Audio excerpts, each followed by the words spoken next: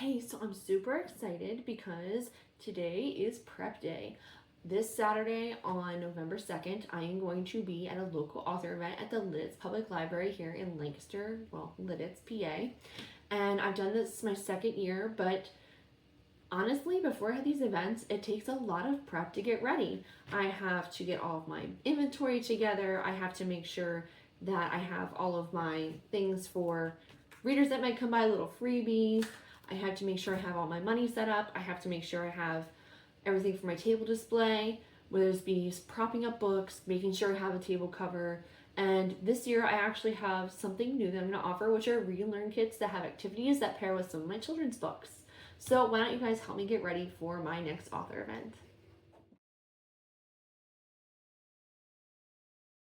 Let's talk about a little bit what's inside. So when I first started making Dandelion copies, I had to think of a marketing way to get the word out about Dandelion. I thought about doing learning activities, learning kits that paired with the book. And then a little bit down the road, after I given these to daycares and teachers and offered them on Teacher Pay Teacher for free, I became a vendor at a brick and mortar business called Expressive Avenue. And I thought, I've made all these activities, and yes, I offer them online for free, but if I could do the work for someone else and they could just get it and take it home, why not do that? So I decorate each box, and on the very back, I always put a little note on the back here that says color and decorate this box to lengthen its life. So kids can decorate and color this however they want, and that way this box gets its full use. And then I didn't show this, but when I was making these kits, I thought about how I could label this a read and learn kit. And I thought about stickers, but it really wasn't sustainable because it costs a lot of money. So what I did was I went and got a stamp made. It probably cost me $34, but I got a decent sized stamp. It's probably the biggest one I could find that would appear on the box. And now all I have to do is pay for ink every time I need something new. Win-win.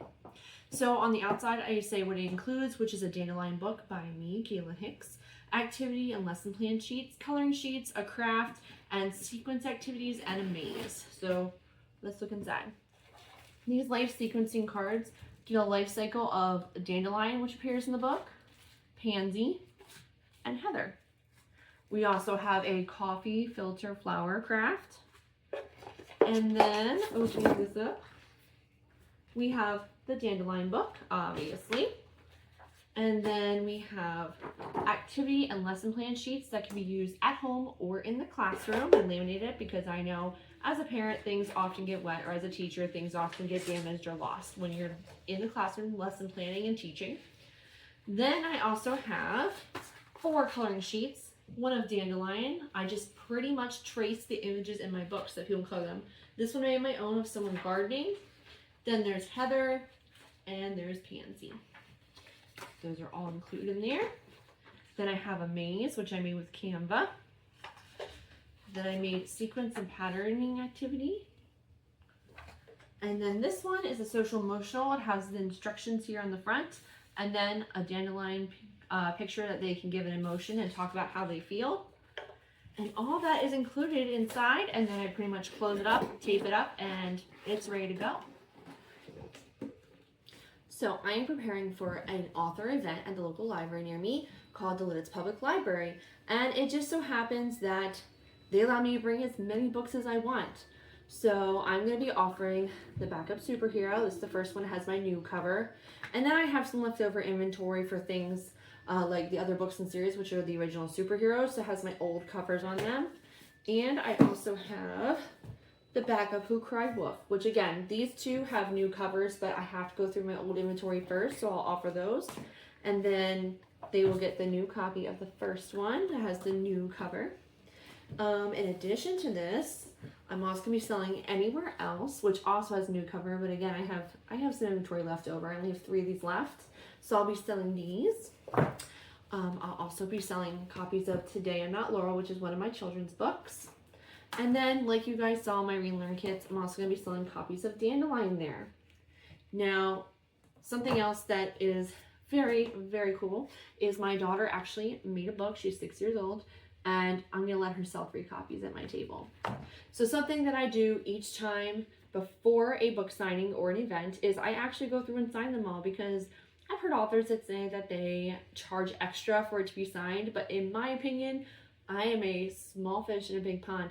And if someone wants a signed copy from me, I'm gonna have it ready to go, and I'm not gonna charge extra for it. Let's sign these books. Come along, move along, reggaeton, we belong. Pick it up till it drops. Fill the cup, never stop. Come along, move along, reggaeton, we belong. Pick it up till it drops. Fill the cup, never stop. Silly in my mind, but it don't kill my vibe. Feel a little high, but I'm down for the ride. Come on, get down, get down. Come on, get down, get down. Not a So something that I always like to have at my events are just making my table look presentable and inviting. So I actually have my sister-in-law, she gave me these cute little baskets that I have at my table. I have them in different sizes, and I offer different things inside of them. I usually offer like free coloring pages for young readers that might come by. I always make bookmarks, custom bookmarks that have my books on the front and my author website where they can find me on the back, and I usually let them display. I also, in case I need to make connections with other authors or the library that I'm at or the event that I'm at, I have business cards that I always leave in there.